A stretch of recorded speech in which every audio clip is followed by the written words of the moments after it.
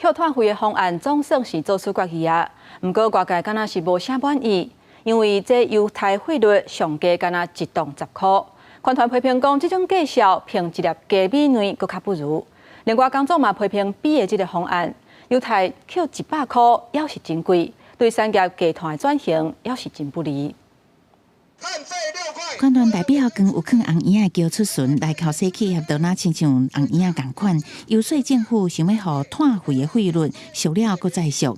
款团是烦恼企业若是达成自主减量，就会当享有优惠的费率。部分企业希望的费率一档竟然比20块搁较少。假日听到工总提出一个更夸张的价钱，就是优惠费率要低到6块钱。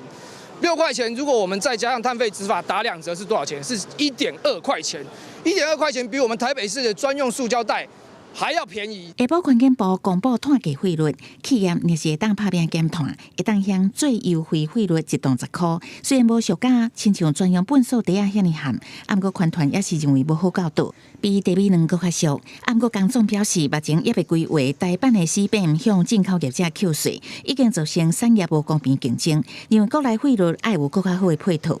乖乖的减碳，我给你奖励。 不乖、不思长进的企业，你来课碳税，我们大家都同意。只是说这个 range， 一般费率跟优惠费率，我觉得要有一个大的差距。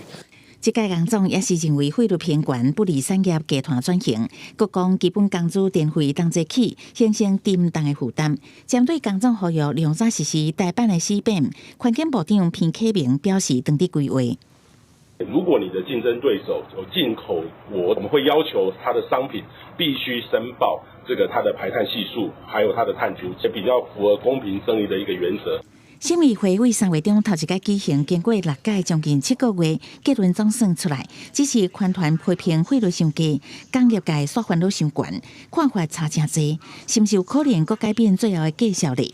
环境部表示，除非有搁较好的理由来改变，安若无，环境部会尊重审议会的建议来核定，负起政治责任。记者综合报道。